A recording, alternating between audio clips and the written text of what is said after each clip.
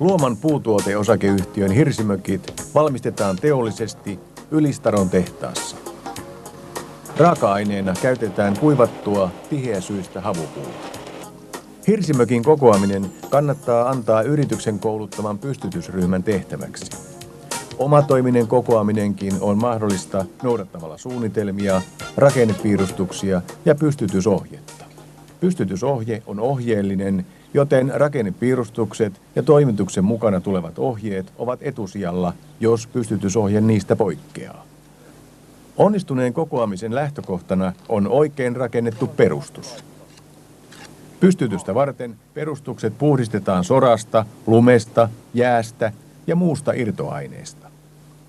Perustuksen ja alimman hirsikerran väliseen liitokseen on asennettava bitumihuopakaista tai on tehtävä kaksinkertainen bitumisively. Betonilla, harkolla ja puulla ei saa olla kosketuspintaa, koska perustusten kautta nouseva kapilaarinen kosteus imeytyy puuhun ja aiheuttaa alimpien hirsien lahoamista. Jokaisen hirren päähän on tehtaalla nidottu tunniste.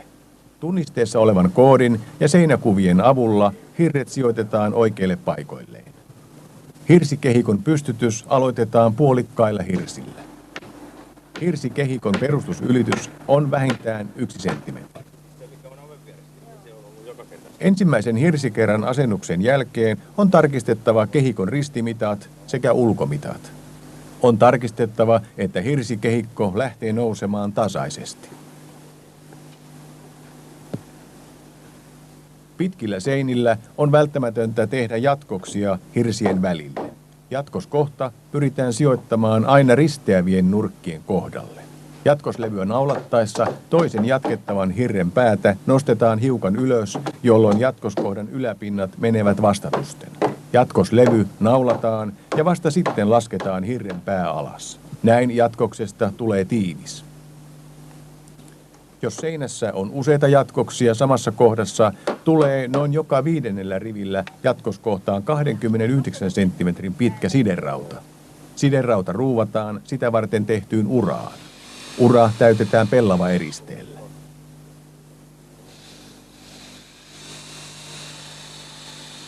Huolellisesti tehdyt jatkokset eivät heikennä seinärakennetta.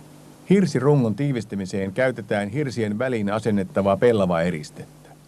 Eriste nidotaan hirren selkään koirasponttien väliin. Ulkonurkan kohdalla eriste katkaistaan noin 10 senttimetriä ennen hirren päätä. Sadevesi ei pääse kastelemaan pellavaeristettä. Tappi, sähkö- ja pulttireikien kohdalla pellavaeriste on puhkaistava esimerkiksi harjateräksellä. Hirsikaiteisiin ei asenneta saumaeristettä. Kun muutama hirsikerta on asennettu, kannattaa vielä tarkistaa kehikon ristimitta ja suorakulmaisuus sekä se, että nurkat ovat samassa tasossa.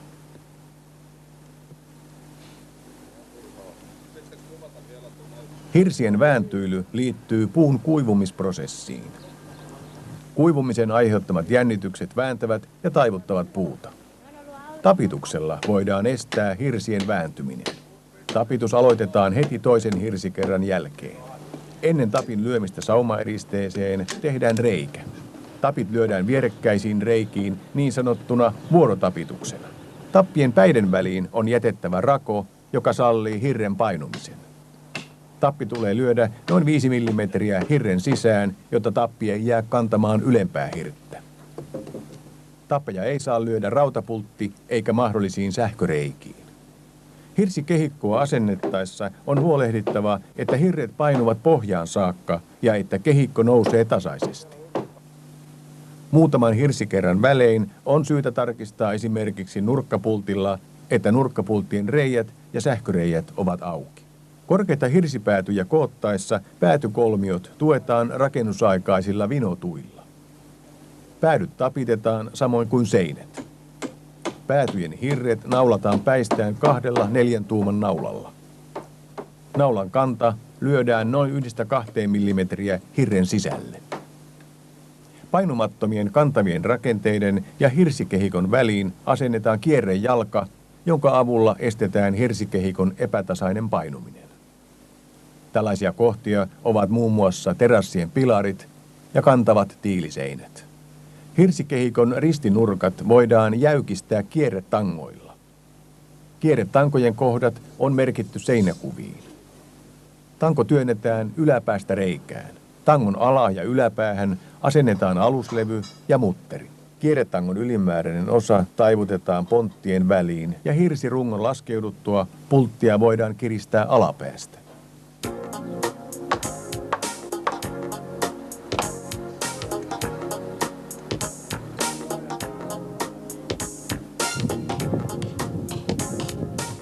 Hirsimökin päätykolmiota asennettaessa tulee ottaa huomioon hirsien painuminen. Liukurauta päästää kattovasan liukumaan, eikä hirsikehikkoon synny räystäälle levittävää voimaa. Kattovasat jaotellaan sijoituskuvien mukaisesti mittapuuta apuna käyttäen. Kattovasat liitetään toisiinsa ristiin naulauksella, ja liitos vahvistetaan esimerkiksi vanerilevyllä tai naulauslevyllä. Kattovasa kiinnitetään liukuraudoilla hirsikehikkoon. Tuulisuojapaperi nidotaan kattovasojen päälle. Tuuletusrimat naulataan kattovasojen suuntaisesti. Kattolautojen asennus aloitetaan niin, että naaraspontti tulee alaspäin. Ponttia ei saa lyödä liian tiukkaan, vaan jokaisen laudan väliin jätetään mieluummin 1–2 mm raku. Päätyräystäät sahataan suoriksi linjalautaa tai linjalankaa hyväksi käyttäen.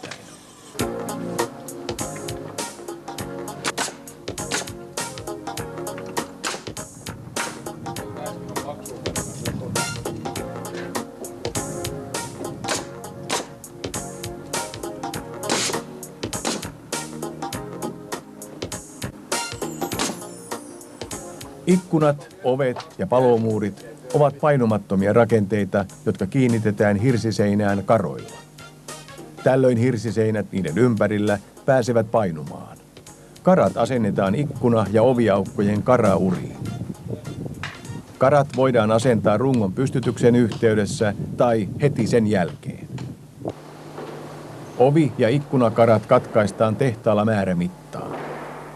Jos ikkuna tai ovi alkaa tai loppuu hirren puoliväliin, on tehtaalla sahattu hirteen vain vaakasahaus. Näin ei hirsi katkea pystytyksen yhteydessä.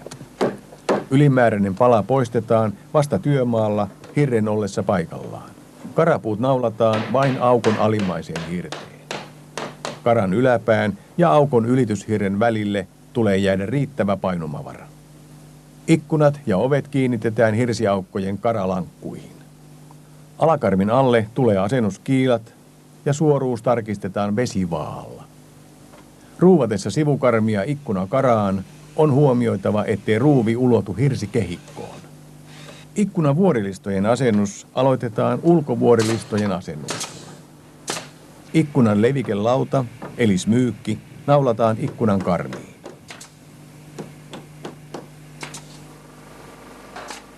Sivuvuorilaudat kiinnitetään ikkunan karoihin, alapäin voi kiinnittää hirteen.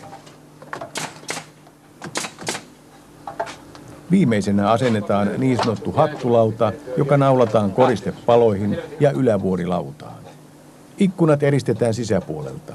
Ovien ja ikkunoiden päälle jätetään riittävästi painuntavaraa, joka eristetään painumisen sallivalla eristeellä. Ala- ja välipohja kannatetaan yleensä palkeilla, jotka kiinnitetään palkkikengillä suunnitelman mukaisesti. Lämpimissä tiloissa käytetään ponttilautaa ja ulkona harvalaudoitusta. Lattia tehdään sisäpinnoista viimeisenä, koska se on herkin rakennustyön aiheuttamille vaurioille. Lattialauta asennetaan naaraspontti seinää kohti. Lautojen kiristämiseen voidaan käyttää esimerkiksi vahvaa talttaa. Ruodepontin urasta tapahtuva naulaus on tehtävä varovasti, ettei pontin kieli tai laudan reuna vahingoitu. Vaikka lautalattiat hiotaan ja lakataan ennen lopullista valmistumista, säästää siisteys hiontatyötä.